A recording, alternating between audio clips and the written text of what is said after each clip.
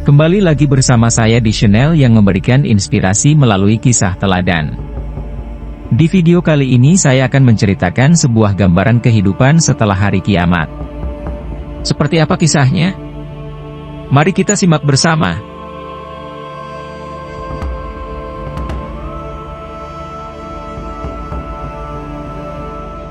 Bagi umat Islam, mempercayai adanya hari kiamat dan akan menjalani kehidupan setelah kiamat merupakan salah satu dari rukun iman. Fase kehidupan setelah kiamat akan dijalani melalui beberapa tahapan, seperti Yaumul Mahsyar, Yaumul Hisab dan Yaumul Mizan. Untuk mengetahui dan memahami hari kebangkitan setelah kiamat, perlu rasanya memahami terlebih dahulu tentang dahsyatnya hari kiamat. Seperti yang digambarkan Allah dalam Al-Quran di berbagai ayat dan bahkan Allah jadikan sebagai nama dari beberapa surat.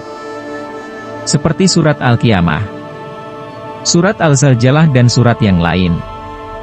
Hal ini bertujuan agar umat manusia senantiasa mempercayai akan adanya hari kiamat yang sangat dahsyat dan mengerikan. Kehidupan setelah kiamat pun bertujuan untuk menghisab seluruh umat manusia dan mempertanggungjawabkan atas apa yang telah diperbuat oleh manusia saat menjalani kehidupan di dunia. Maka dari hasil mempertanggungjawabkan amalnya, manusia pun hanya akan terbagi dua, yakni manusia yang selamat dan bahagia karena masuk surga, dan manusia yang celaka sambil bersedih karena mendapatkan pengadilan dari Allah karena masuk neraka.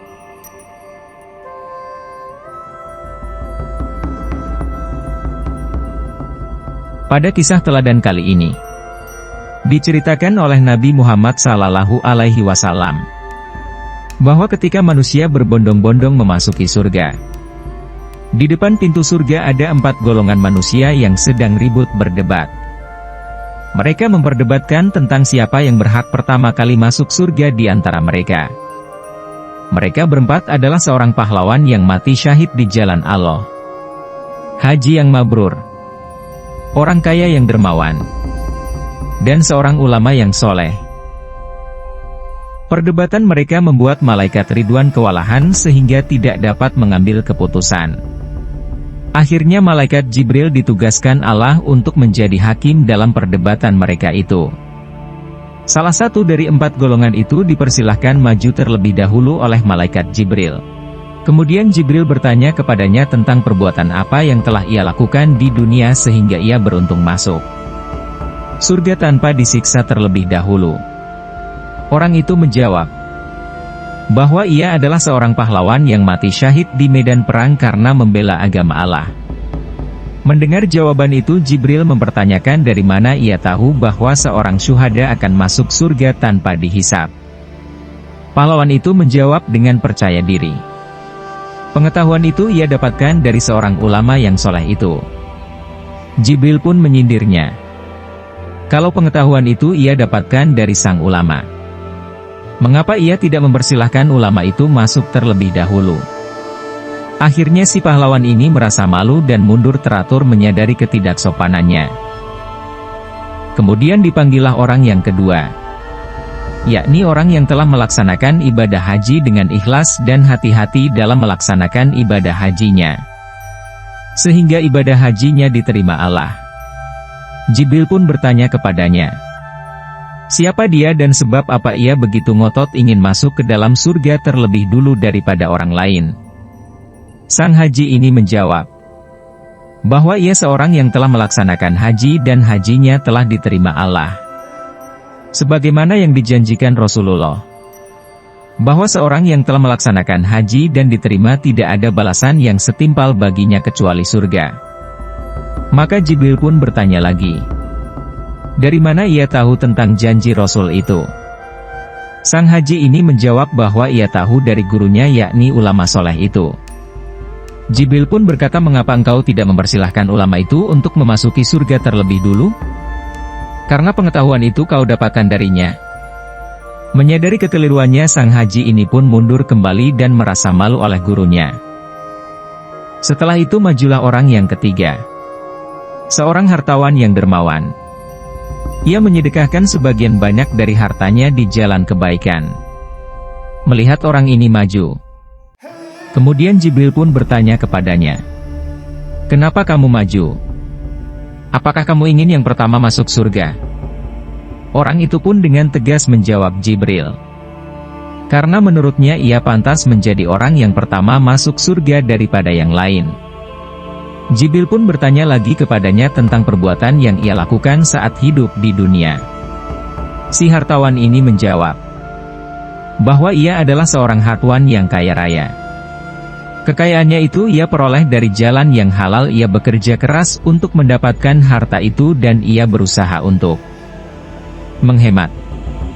Setelah harta itu terkumpul, ia tidak gunakan hartanya untuk berpoya-poya di tempat maksiat dan tidak dibelanjakan untuk kepentingan diri sendiri dan keluarga, melainkan harta yang telah didapatkan itu ia pergunakan untuk menolong orang yang kesusahan, membantu masyarakat yang membutuhkan, menunjang kebaikan dan mensedekahkan di jalan agama Allah.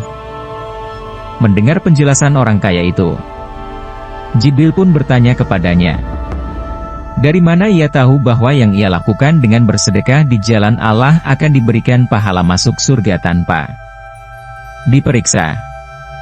Orang kaya itu menjawab bahwa ia tahu dari orang alim dan sekaligus gurunya sendiri. Jibril pun berkata kepada orang kaya itu, "Kalau begitu kenapa kau tidak persilahkan orang alim itu masuk surga terlebih dahulu, sebagai tanda terima kasihmu kepadanya?" Orang kaya ini kemudian merasa malu. Dengan penuh penyesalan dan rasa malu ia pun sadar dan rela mempersilahkan orang alim itu masuk surga terlebih dahulu. Setelah 3 orang ini mengakui keistimewaan ilmu yang ia dapatkan dari sang ulama, Jibril mempersilahkan ulama itu masuk surga yang pertama. Namun karena dia adalah orang alim yang saleh, ia selalu berpegangan kepada keilmuannya agar senantiasa ikhlas dan tawadu. Sang alim pun berkata dengan penuh ketawaduan, bahwa ia tidak dapat belajar dan mengajarkan ilmunya dengan tenang dan dipenuhi rasa aman, apabila tidak ada sang pahlawan yang rela mati syahid. Dia tidak akan mendapat pahala terus-menerus jika sang haji mabrur tidak mengamalkan ilmunya secara benar. Dan seseorang yang alim, pahlawan yang syahid serta haji yang mabrur, tidak akan dapat memperoleh keleluasaan beribadah serta mengajarkan ilmu, apabila tidak ada kedermawanan dari orang yang memiliki limpahan harta, yang rela membiayai tentara berangkat perang, yang mau menyediakan infrastruktur bagi perjalanan haji, yang mau membangun madrasah, tempat-tempat pengajian agama, menyantuni anak-anak yatim, serta macam-macam kebaikan lainnya. Semua itu tidak akan terwujud apabila tidak ada orang kaya yang dermawan.